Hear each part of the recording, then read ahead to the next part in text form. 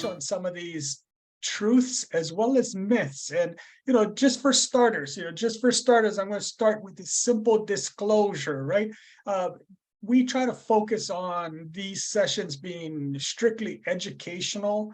However, should you need information, of course, you can reach out to Kawi and her associates there at St. Francis Healthcare, as well as myself directly.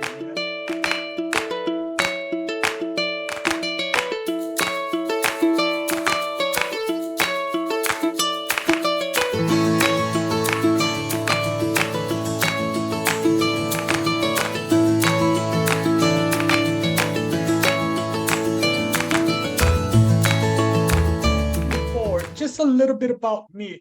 For me, I'm born and raised here in Hawaii. I was a baseball player who went to California, came back to Hawaii.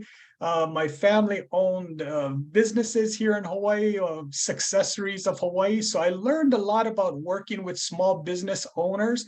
As a segue into this business, back in 2001, I started working with the military. And today it's a broad market that I work with here in Hawaii. And tonight we're going to focus on long-term care insurance and the options that are available for you. So, for me, I want to focus on the keys, basics, real basics. What is long-term care insurance, and do I actually need it?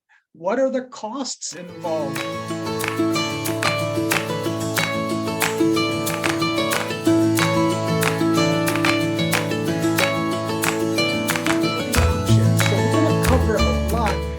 I know Kawi mentioned an hour and a half, and that probably scared others just like it scared me, but there's a lot of information. So we'll just dive in. Should you have questions that you need immediate answers to, you can feel free to chime in. There's a chat bar on this Zoom, or hold the question till the end and let's address it. And if you come up with questions after the session, you can email me or Kawi, and we will get back to you, I promise. How about this question we start with? Is long-term care in your future? When you look at the statistics, it seems most of us will need some form of care.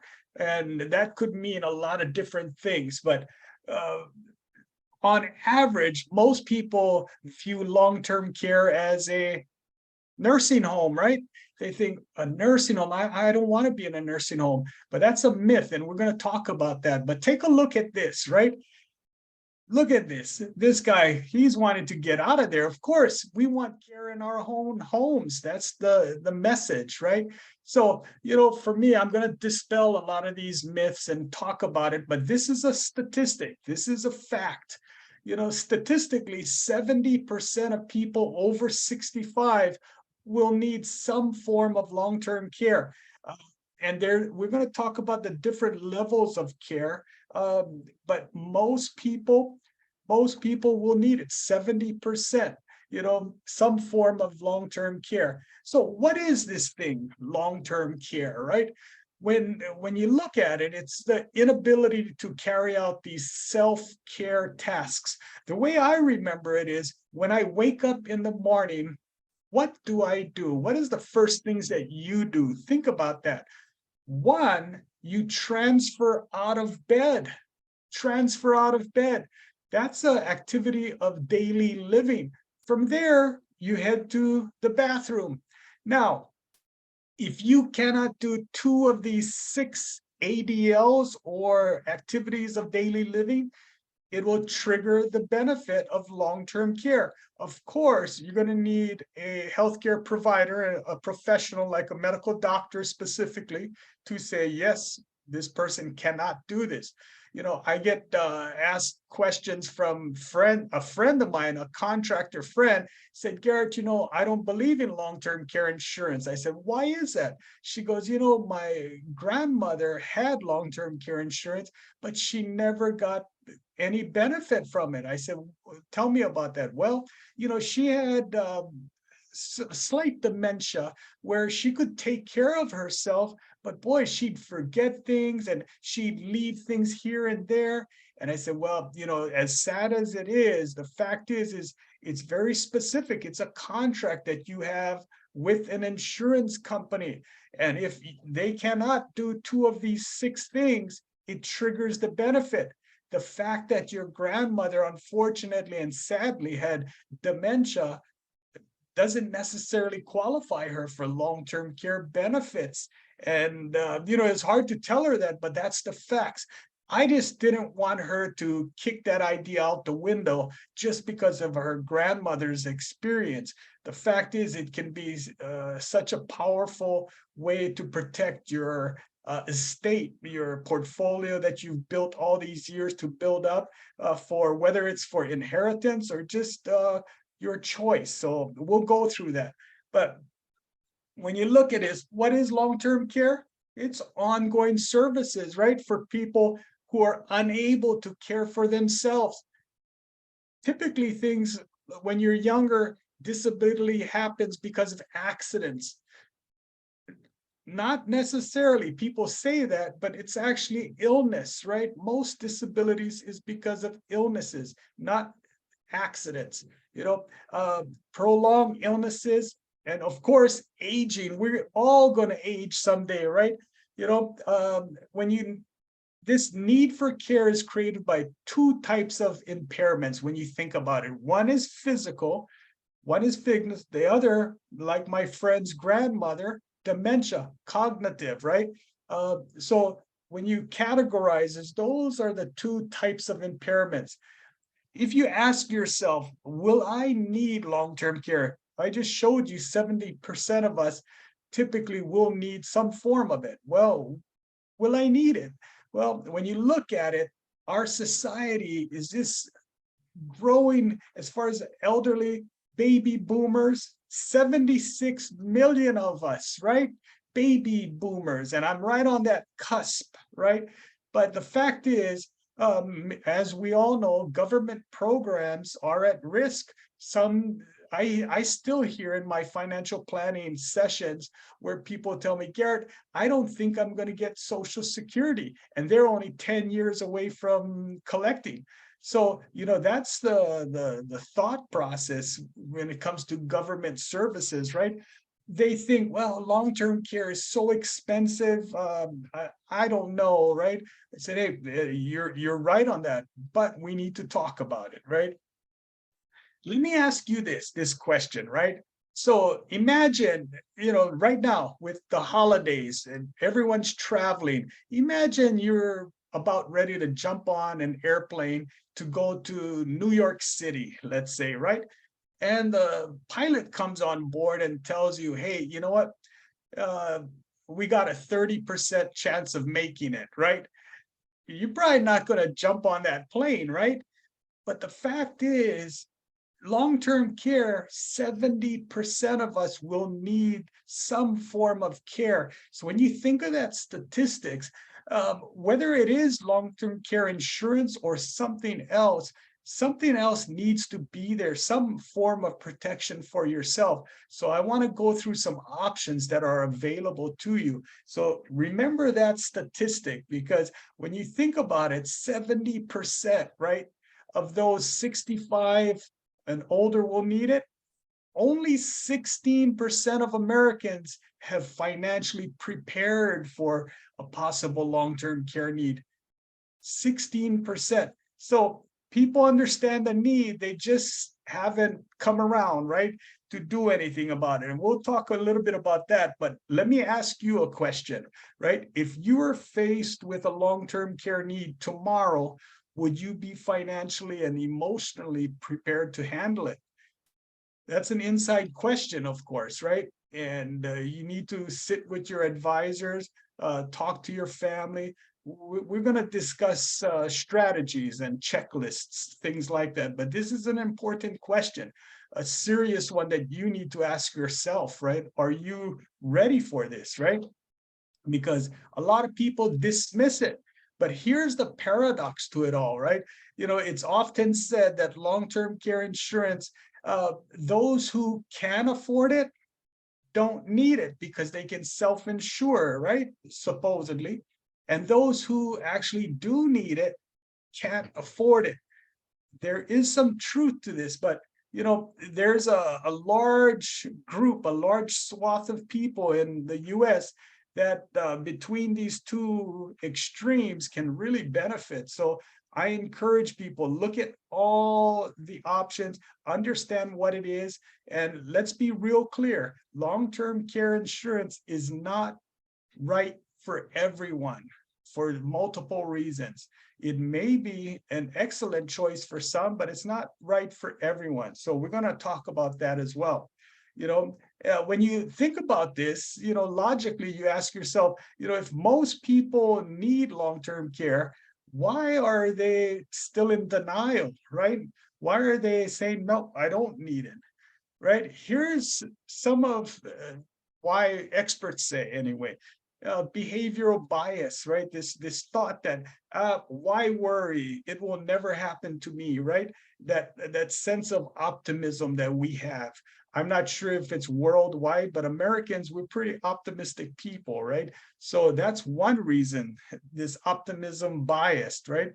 But if I asked all of you to raise your hand if you knew someone who ever needed long-term care, right? Some form of care, I could almost guarantee that most of us would say, yes, I have known someone, my grandmother, my aunt, someone, family or friends, right? Then you ask the follow-up question, do you think you will ever need long-term care?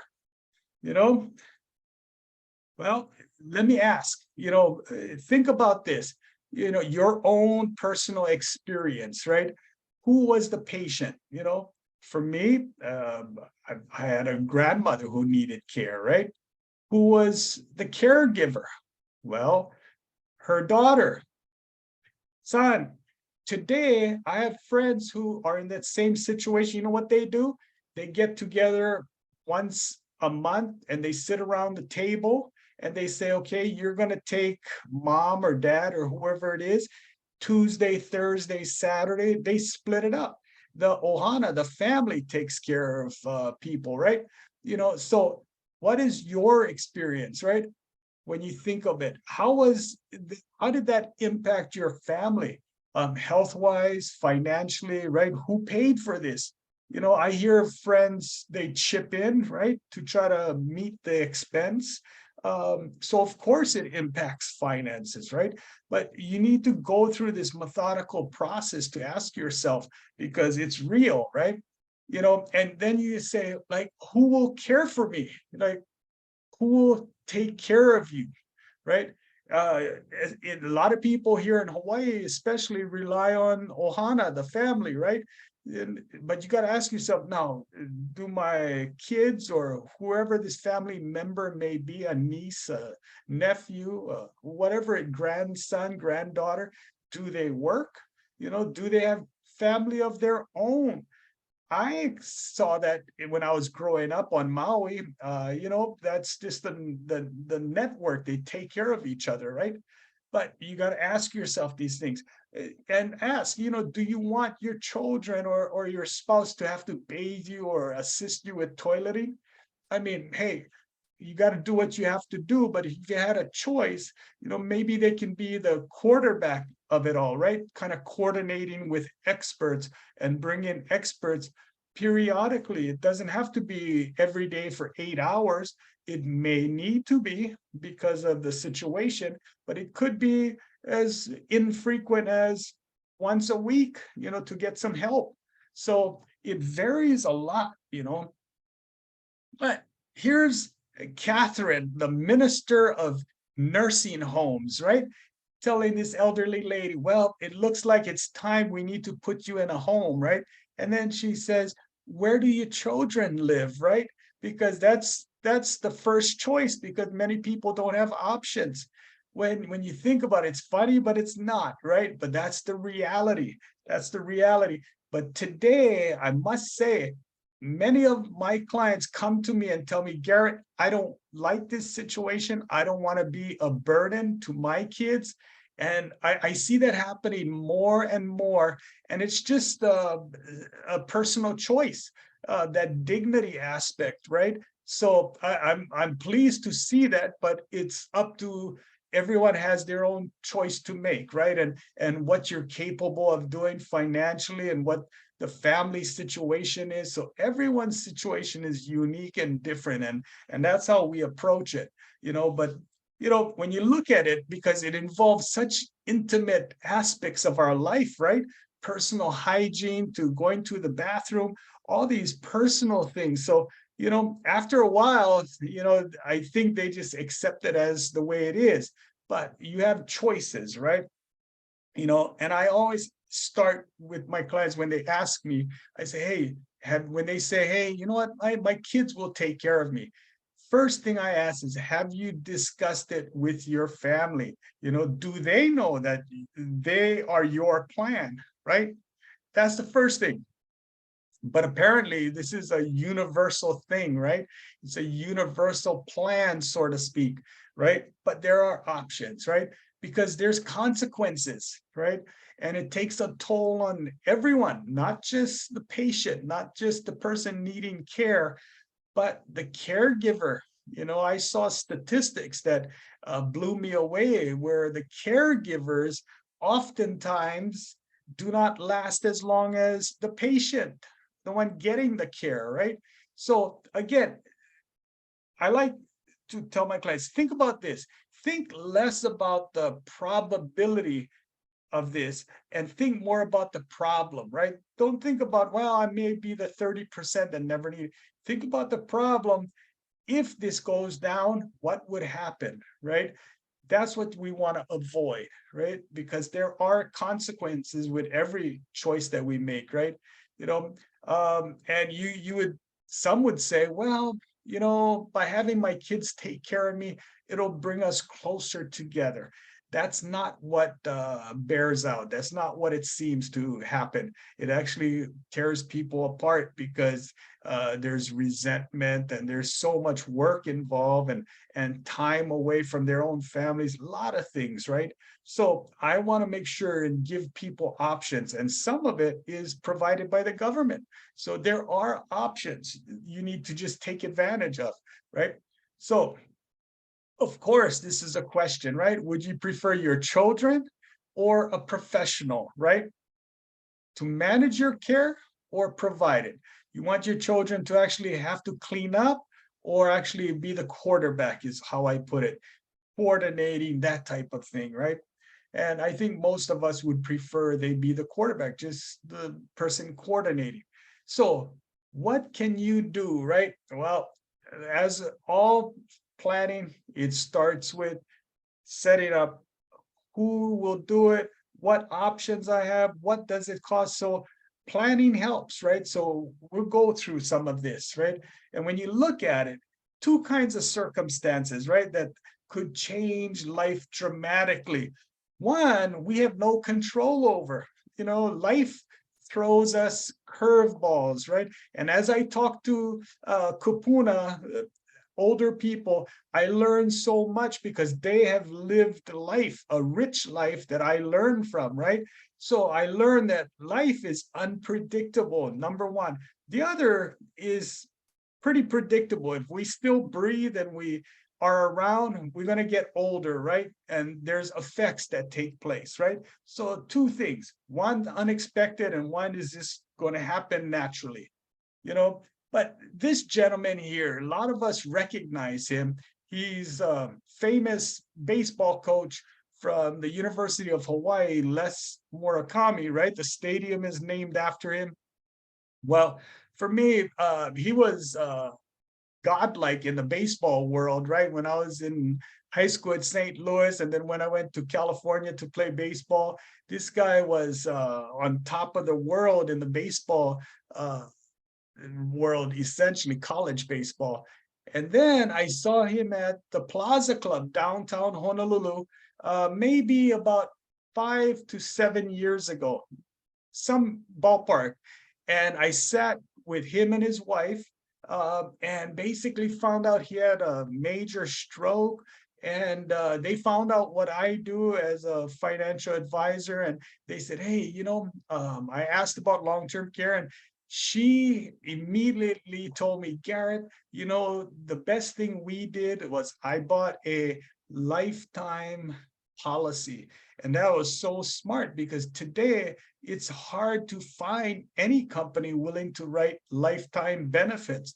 Well, he had to head out after the Plaza Club because he had physical therapy, and it was all covered through the long-term care policy. So, things happen, but because they planned so well, they had it under control. It's not easy, but they had it under control. And I said, wow, that's such a great example. And I talked to them at length about it, because I'm both interested in baseball and long-term care professionally. But it was great to hear a success story like this. But the fact is, people tell me, oh, but Garrett, that's long-term care insurance, that's just for old people, right? That's just for the elderly. And I say, absolutely not. I have a colleague who, she is 35 years old, and she bought long-term care insurance. And I asked her, I said, why would you even consider it at 35 years old? Well, her brother was a football player that broke his neck, ended up quadriplegic, needing care for the rest of his life. And it was tough on his family, right? Tough on her family, and of course his family as well. But the fact is she said, I didn't want that to ever happen to me, and I'm in the business, so I want to protect myself. And she had it at 35 years old. And I said, well, I know for myself, life happens, right? So in 2005, I got into a terrible auto accident, roll over, broke my neck. I was stuck in a wheelchair for a little while. I know the challenges life can throw at us at times, right? Fortunately, today I'm not in a wheelchair and I'm a lot better. But at the same time, you never know what life has in store for us. So life is unpredictable. So what can we do?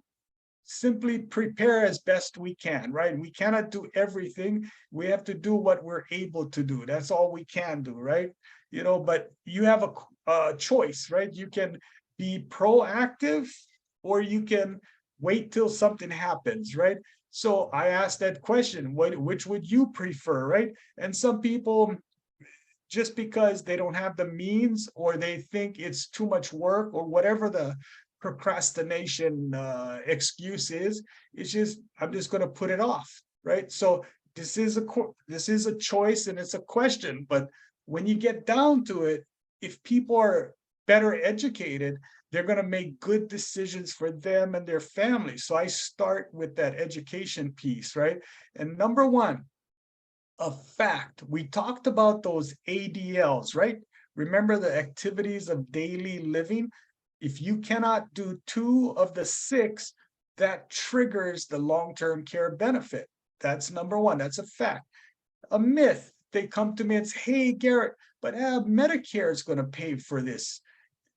And no, Medicare will not be paying for this. We're going to talk a little bit more in detail about it.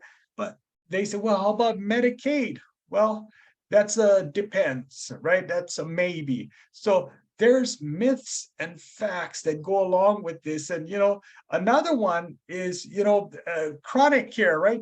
The fact is, you may need it for longer than the average 2 to 3 years, but most people need it for about 2 or 3 years. And when people often tell me, oh, but I don't want to be in a nursing home. Well, the fact is most elderly people receive long-term care in their homes, not in a nursing home, but in their homes. So the experts come to them. Today, it's a very different situation. The fact is home is where care can take place, and it does, because that's what people want, right? That's what people want. The vast majority prefer that it be at home. The types of care, right? There's skilled care, that's at the highest level, intermediate, and then There's custodial, which is personal type care, right? And when you look at it, skilled care, just like it sounds, it may be an RN, and it's going to be in a setting that's conducive to that, right? Where they can keep an eye on you. That's at the highest level. Less than 10% of care are at this skilled care level. The next is the intermediate care level, where it's also requires professional healthcare providers, but less frequent than skilled care, number one. And then the third level is personal or custodial. And that's where most services take place, right? 90% of long-term care is at this custodial level, non-skilled, right? Often in the home or at a facility, right? When you look at, like, talk more about custodial care, what is it? Well, when you look at it, these percentages of people needing help, it's pretty high, it's considerable, right? Most need help with what? Bathing, number one, dressing, eating, toileting, transferring, and then walking, right? So, when you look at what is custodial care, well, these are the types of things they help with, because it ties into what? Those ADLs, right? The activities of daily living. Right? So the next question becomes, so where can I get this care? Where can you receive it, right?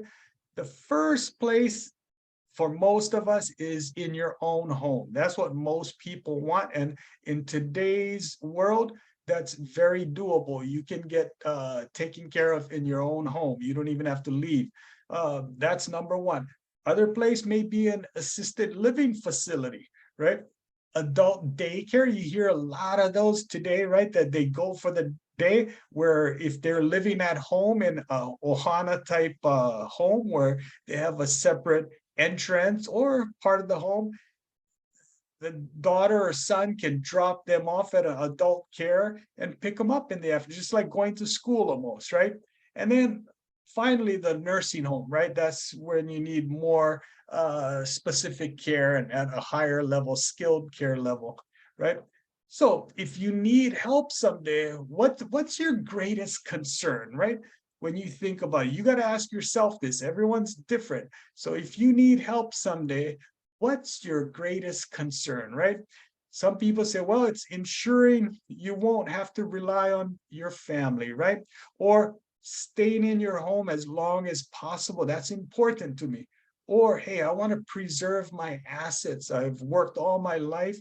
I don't want to blow it. I want to be able to give my grandkids, let them inherit this money, right? Or protecting the income so my wife, who's younger, will have some money when I'm gone, right? It depends, a lot of questions. But, then you come into other situations where you're dealing with Alzheimer's and dementia, right? I had a friend who was a client as well. Boy, it happens quickly. He was a very intelligent man who I admired what he was able to accomplish in life. Harvard trained, ran a business, successful business, and then about 72 years old, things started changing according to his wife and friends. And next thing you know, I get the word that, yep, he's got dementia and at this point, Alzheimer's, right? He's now closer to 80, but he's still sustaining himself. He's able to, do things, but at the same time, very different. Life has changed, right? So we need to be aware of this, right? Last question that always comes up is cost, right? Of course, that's a big one. How will I pay for this, right? How will I pay for this, right? When you look at the annual cost of nursing homes today, and this is saying, number one, what the nursing home cost is, but a lot of people want to get care in their home, not at the nursing home. But let's start here, right? Nationwide, the cost of a nursing home, $75,000 just about, right? And this is a little while ago. I'll give you specific numbers. Take a look at this. Nationwide, they're saying it'll go up to $135,000. But Hawaii is on another level, as with most of the paradise tax out here, right? When you look at it, take a look at this. This was an analysis that I ran about a year or two ago, not too long ago. It's really, this is April 2021. So the numbers are pretty solid when you look at it. Home health care, today here in Hawaii, $69,000 to $70,000. In 2046, it's going to be $150,000, and that's at the low end, right? That's home health care. Then you look at the private room for a nursing home, and it's like a home, a smaller home here in Hawaii, but $356,000 in 2046. So today is 2022. So, another 24 years or so, that's what it looks like, right? And this is assuming an inflation rate of what? 3%. We know this past year has been a outlier with such a high inflation rate, and I hope it's an outlier, but based on history, it's been running closer to 2 to 3%. Right now, it's closer to 8%.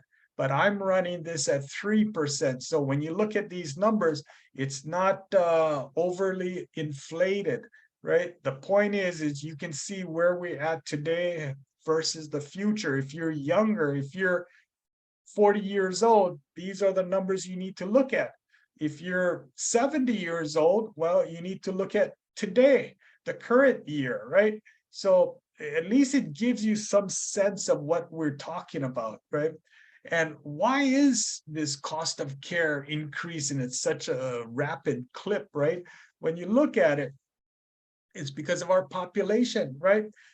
Every day until 2030, that's 7 years approximately. We're just about 2023 as we speak right now, December 2022. The fact is, in 7 years, every year until 2030, 10,000 baby boomers will turn 65, and 7 out of 10, we talked about this, will require some form of long-term care services at that point, right?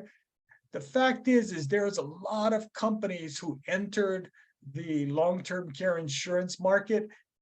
They have since left the market because of this statistic and the cost they expect, the forecast, that it's not going to be a good return on investment for them, right? So many have entered and left the market. So today, there's a handful, and I say a handful, approximately 10 companies who provide this, when 25 years ago it was 100, right? So 1/10 the amount that was previously around. So, the numbers speak for themselves, right? So you got to ask yourself, how am I going to pay for this, right? Of course, you can pay for it out of pocket with your savings, your investments, out of pocket.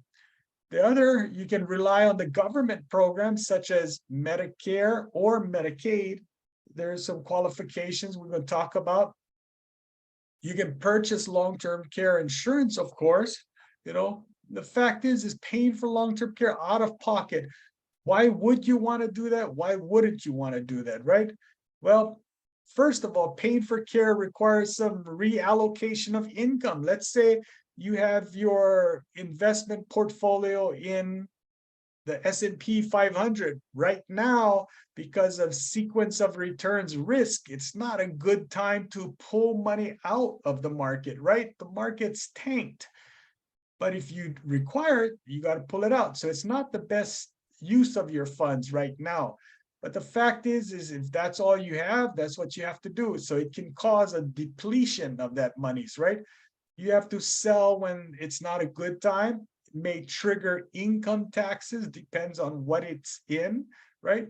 And may impact the ability to pass it on, the assets, to your family, because you've utilized the money. So it's no longer available, right? So you can say, well, I'm going to try for Medicare then. Okay. So will Medicare, Garrett, will Medicare cover all of my long-term care costs? And the short answer is no, right? It pays for short-term services, right? Pays cost only after a 3-day hospitalization, pays full cost of skilled care nursing care for only 20 days. And then look at all these details, right? From 21 days to 100 days, pays partial cost, pays nothing after 100 days. So home health benefits are limited. So Medicare is not the answer. That's the short answer. No, right? How about Medicaid? Will Medicaid cover my, well, the short answer is it depends, right? It depends on you and your financial situation primarily, right? Because Medicaid is a program of last resort for people with limited assets, right? And they have specific numbers that they look at, some qualification numbers, right? When you can and when you cannot qualify. Today, there's a specialty field of Medicaid planning. People who have assets, right, decide to utilize the services of an attorney to qualify for Medicaid. Now, that's a different ball game. And number one, when it comes to Medicaid, you need to realize you're not going to be at Kahala Nui on Medicaid, right? And Kahala Nui, for those who are not from Hawaii, is a very high level 5-star resort type place, right? So the fact is if you're on Medicaid and getting those services, you're not going to have a private room. You're not going to have a nice view or anything like that. With your own type of program, you're going to have a lot more choices. But the fact is if you have assets, there are programs, right, that allow you to go through that. But look at this when it comes to Medicaid, right?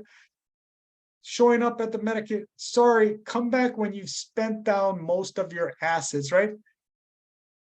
And of course, this little mouse, if they only purchase long-term care insurance, of course. But the fact is this cartoon, we all know is saying you got to spend down, but there's some specific things you need to follow, right? So this concept of Medicaid planning, right? What is it, right? And these are strategies using trusts, irrevocable trusts, and this would be attorney specific. Not every attorney does this. There's a specific group of attorneys that you have to meet up with and talk to. And we have resources, but at the same time, this is a very unique situation. So, but this is one option you need to know about. If you have assets or you don't have assets, Medicaid planning could work. So it's a choice you need to make, right? When it comes, there's some benefits and drawbacks. And if I were you and you're thinking about going down this path, you need to do a lot more homework, right? You need to really understand what you're getting involved with, you know, because there are benefits, but there are drawbacks, and it's ethical and moral questions you're going to have to ask yourself if you have assets, right? That's an inside job. It's a personal decision. So if you have questions on this, I can refer you to people, or you can do some homework first. But this is something that catches a lot of people's attention. I know that. Because typically when we talk about Medicaid, the first thing that comes up is, oh, the look back period, right? Everyone says, oh, but Garrett, with Medicaid, there's a look back period, right? Absolutely, yes, 5 years, right?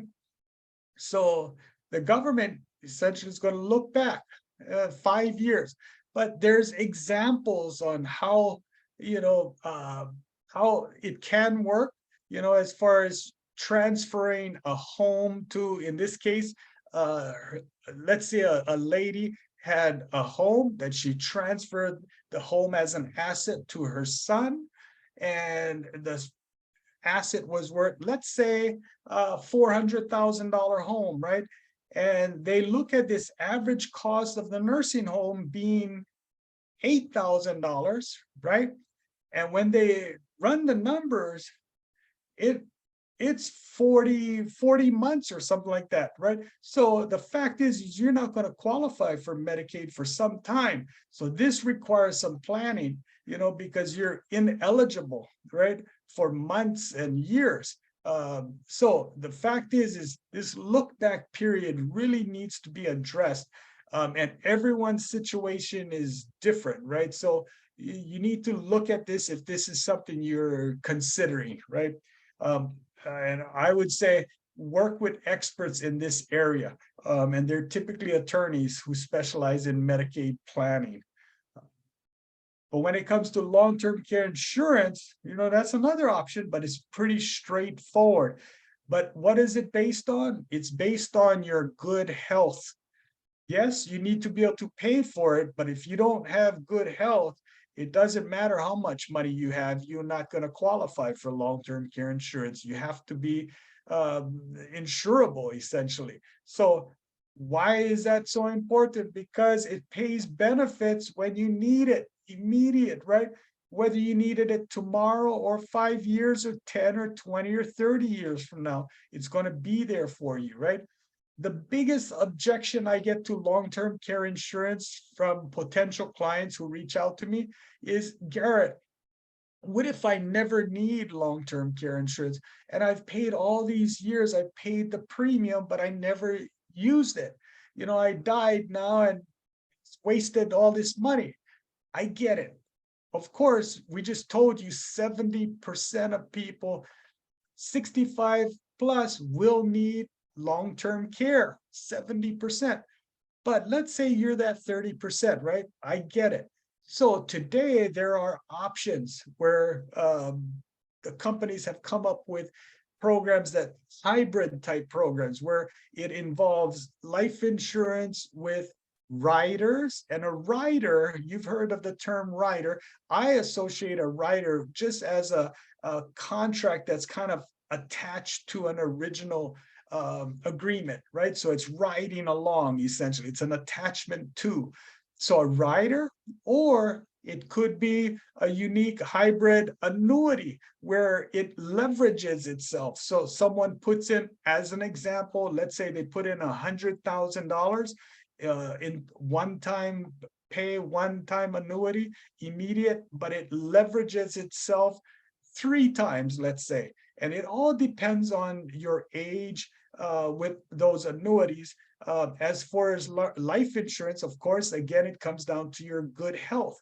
So there's factors with everything. And what is the answer is education, basically. You need to study and you need to work with adept professionals. So that's what I tell everyone. I say, work with your advisors, ask questions, do your homework, but don't procrastinate for 10 years because things change, right? And we'll talk about that as well. But here's one solution, right? It's called the 1% solution. And this is tied to long-term care insurance. This 1% solution is this. Let's say you had $400,000, you retired up 5 years ago from your corporate job, and now you have $400,000 that was in a 401k that sits in an IRA. Well, 1% of that 400,000 is $4,000, right? That monies could be used to pay the premium. That's essentially what they're going to talk about, the 1% solution. And that's a fair number, but you need to do an analysis specifically for your situation. So I say, I like this. This is doable. First, you need the assets, and secondly, you need the good health. So this may be a solution for some people, right? So long-term care insurance, Garrett, how does it work, right? How does this work? First of all, we talked about the ADLs, right? The activities of daily living. First things first, for long-term care insurance, it starts with your good health. It's not your money that will get you this, it's your good health. The premium is based on your age, your health record. They look at your health history and your family history and the features and benefits that you're choosing. You're wanting to be a part of this. So it pays benefits when a licensed health a medical doctor says, hey, this person cannot do 2 out of the 6 ADLs. That's what triggers the benefit. It's those ADLs. And when you look at it, 5 key features to long-term care insurance. Starts with the benefit, right? What benefit am I getting? Well, it could be a daily benefit, and it could be a $200 a day benefit, and you multiply by 30 to figure out the monthly. So your daily benefit being $200, your benefit period, it could be 2 years, goes up to 5 years. Typically 2 to 5 years is standard, right? Elimination periods. What is an elimination period? Well, let's say you're in the hospital and now you get out, but you need care, right? The first 90 days, typically, the default, I should say, is 90 days. You could buy a policy that has no 0 days elimination period, but you're going to pay extra because of that feature. So most policies have 90-day elimination periods. It's basically a waiting period before the benefit hits your paycheck or your savings account or checking account, right? That's what happens. You have to wait about 90 days. Location of care. Does the policy cover, let's say you want care at home. So you need to make sure, does my policy that I'm applying for have that home healthcare benefit, right? Need to double check that. And then the inflation feature, and this is critical in this day and age with inflation roaring, right? We can add something like 2%, 3%, or 5%. Compound, meaning it'll go up every year by that amount, compounding every year. So that's a strong benefit. Remember, all these things are extra costs, right? So when I pull together a proposal, I have my client in front of me and I have the illustration software that I just, like, if I were an architect and I was meeting with a home owner who wanted to fix up their kitchen or bathroom, I would ask them, okay, what kind of features do you want? What kind of faucet do you want? Do you want a Delta, or you want one of those fancy European type? What do you want, right? They all cost different amounts and they look differently. Similarly to long-term care insurance, what is it that you want? You want the 90-day, you want, how much daily benefit do you want? Everyone's different, right? And you can go through with someone and make sure whoever you work with goes through each step of this process with you, because it should be you who is building your program. You just need guidance. Like, okay, tell me what that means. Here's what it means. Here's what it costs. As you adjust it, you'll see the cost adjust, right before your own eyes. So this is an important element in the process. So ask to make sure you be a part of that hand-holding and guidance session where they can sit with you and walk you one step at a time through this whole process. This is important because it's your program. You get to choose, right? And one big element, people, this word indemnity, right? What does indemnity mean versus reimbursement, right? The big difference with reimbursement programs, let's say you had long-term care coverage. You got a policy, now you're on claim and you're getting benefits being paid out to you. So now your program, let's say, is a reimbursement program. When the professionals do their work, they have an invoice, they have a purchase order. They essentially say, here's what my services cost. You take that piece of paper, it could be digital, and file it with the company. The professional gets the money reimbursed to them, essentially, right? Indemnity does this. You get the same services, but because your program is indemnified, it's an indemnity program, you get a set amount. Let's say $200 a day benefit, 30 days, that's $6,000. Instead of the company reimbursing the provider for their services, you, the person receiving care, would receive that $6,000 check, and then you disperse it as you choose. So the first thing people ask me is, okay, if I get to choose, can I pay my nephew to run to Long's or CVS and pick up some juice for me? Absolutely. That's your decision how you use it. So obviously people tell me, oh, the indemnity program sounds better to me. I would agree with that, right? And then there's the cash program, right? Can be used to, so it's straight. Cash is straightforward stuff, but you need to understand whether it's going to be reimbursement or indemnity. That's the big two differences, right? Cash, you guys understand what that means. So always ask about this. Alternatives. I said, well, there's alternatives out there today, right?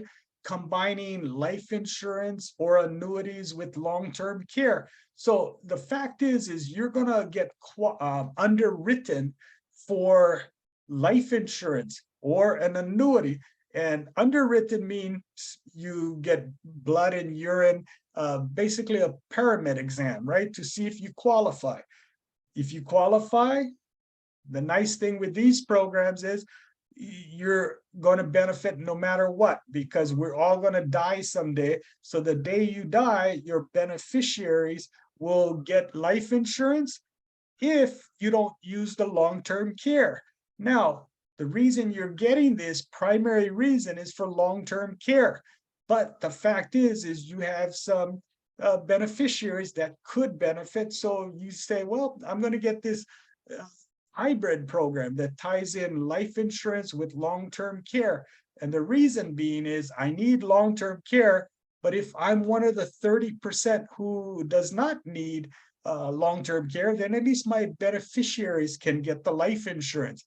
And that makes sense to me, right? So the fact is we have to be in good health, just like long-term care, but some people prefer this. So there's other details that you need to understand, that when you are interested in something like this, sit with a professional, go through, do your homework, and go through every step, because it is unique.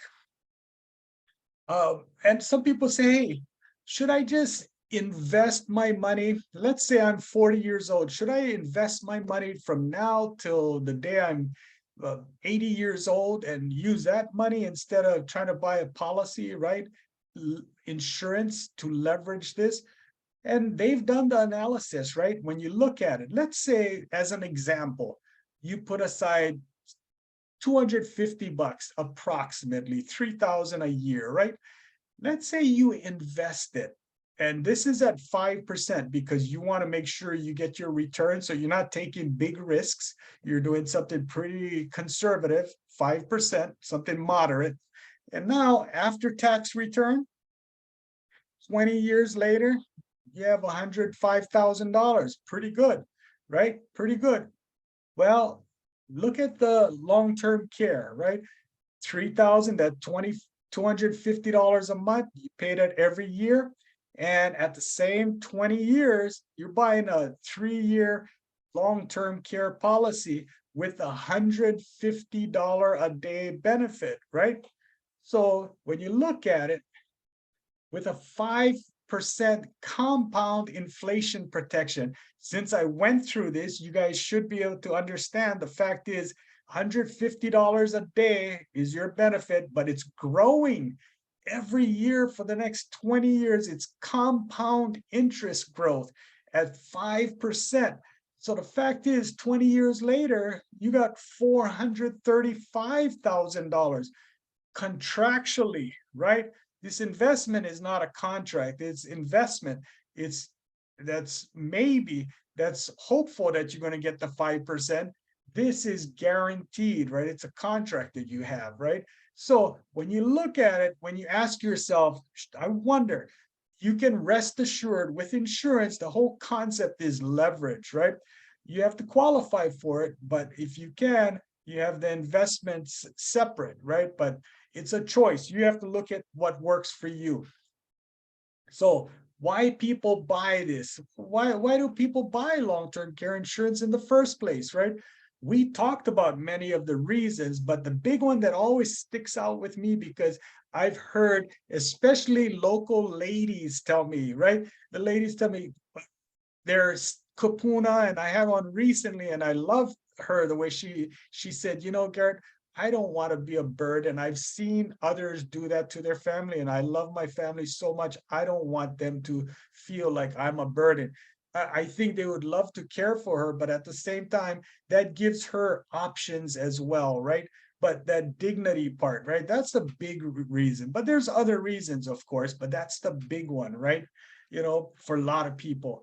This whole idea of waiting, you know, I'll procrastinate, I'll just wait another year. What's the cost of it, right? Well, number one, if you're trying to get long-term care insurance, every year you wait, it's going to get more expensive for sure, right? That's the way insurance works. And no one knows when this is going to happen, right? So I have one advisor that I know that he's a veteran. He's 57 years old. And he always told me, he said, Garrett, I'm not buying long-term care insurance until I'm 60 years old. I've done the analysis, Garrett. That's the best time for someone to buy it analytically. That's what it looks like based on my life expectancy of 83 years old and all this stuff, right? Okay, sounds good. Well, as it turns out, next thing you know, he has a stroke before 60. Now he's close to 60 and he cannot qualify for long-term care insurance. So that plan is out the window. So now he has to use an annuity as a solution because it doesn't matter about your health, right? An annuity, but it limits his opportunities basically. So the fact is we don't know what the future holds. So if you can qualify and you can afford to pay for it, the sooner the better, relatively speaking, right? So there's a checklist that we all can benefit from, right? When you look at this whole process, it's good to put things down on a checklist and go through one step at a time and explore the costs involved. In Hawaii, we know it's going to be expensive, but look at your options, right? You got to understand what's coming in and what's going out. That income statement, essentially. Talk to your family, right? Get them involved. Whether it's about long-term care or simply planning, financial planning, get your family involved. I say get a binder, a simple binder, and put everything in there. Should anything happen, you have someone you're close with, a child or a friend, someone you're tight with that, hey, knows about this if anything happens, because we don't know what the future holds with Alzheimer's and dementia and all this stuff. Put that together when you're cognizant of it all, right? You know, things can happen and you're not going to be the sharpest bulb out there anymore, right? So we got to do it when we are. So take care of it.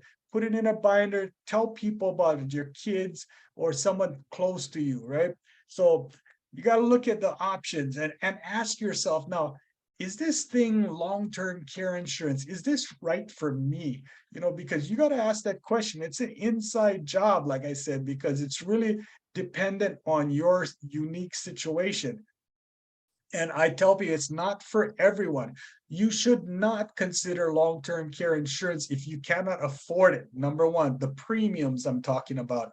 If the only monies that you have coming in is from Social Security or SSI, or you're struggling to meet your basic monthly living expenses, this coverage is not for you. It's not, may not, it's not for you, right?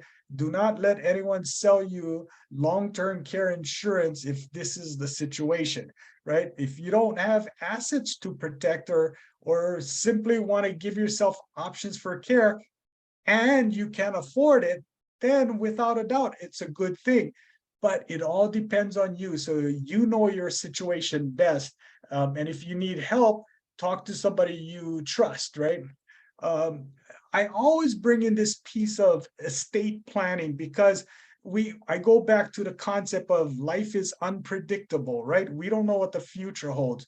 And I want you to do this when you're able to, and you're cognizant of everything, very clearly documenting your wishes, because it's about your wishes, right? They say, what is estate planning? It's the orderly distribution of your estate. How is it distributed, right? But it's your wishes is what it's about.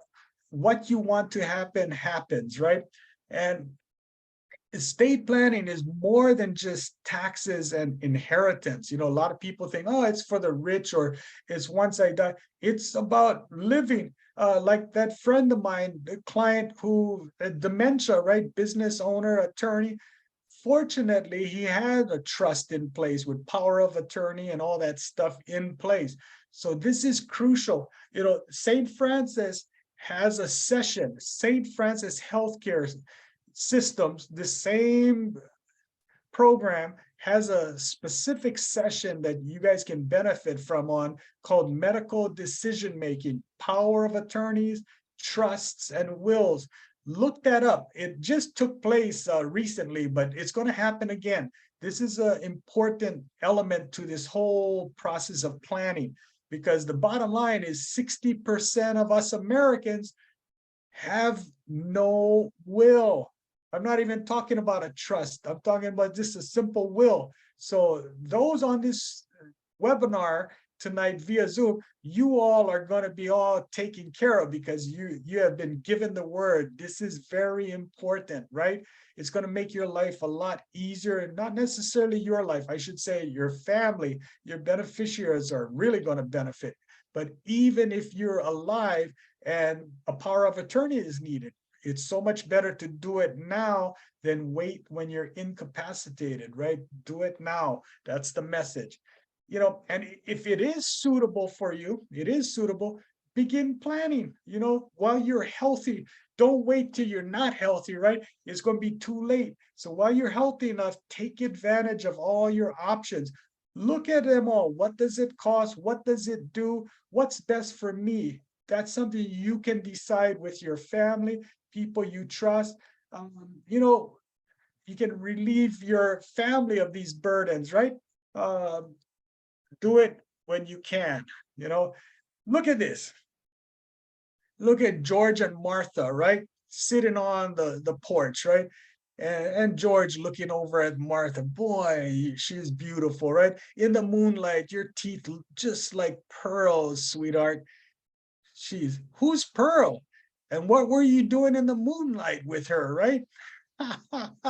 So anyway, we all gonna be there, right? So the fact is, today you're all good, you're healthy, you're capable, you're clear-headed. Now's the time to take action and get things done, right? Whatever that means, it depends on you, right? So I say, take advantage of your options. If we can help in any way, you can reach out to us. You can email me, call me, text. I like text because if I'm in a meeting, I'll get back to you when I can. You can email me, ask me questions. I'd be happy to respond. And there's no cost to that. To be real clear, the initial consultation, there's no cost whatsoever. So you can ask the questions you ask. And of course, Cowie and associates at St. Francis Healthcare Systems are a resource as well. They have a wealth of knowledge and people they can tap on. So reach out to us, right? But the bottom line is, I want to wish everyone Mele Kaliki Maka and Merry Christmas to all. And I'm glad you all were a part of this session, and I hope you picked up a few important points, knowing how important this concept of long-term care is.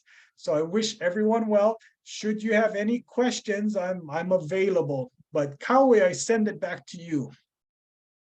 Thank you so much. It is part of your overall wellness, right? Is your financial wellness, having those plans. If your numbers and your financial situation is keeping you up at night, you're not getting enough sleep, you may not be eating as well. So it's definitely having some trickle down and impacts. So if, of course, you're here, which tells me that you're interested in the topic. Some of you probably already have things good. It wouldn't hurt to double check just to make sure that it's moving forward in the direction that you want it to go. Good checkups are always recommended. I do appreciate the fact that you, Garrett, kind of talked about, you know, the legal and medical decision making. So if that's something that you haven't already considered or looked at, I will send some information on where to go for that. We do have a presenter. She works closely with the UH Law School, and they have a very good resource on their website as well for that.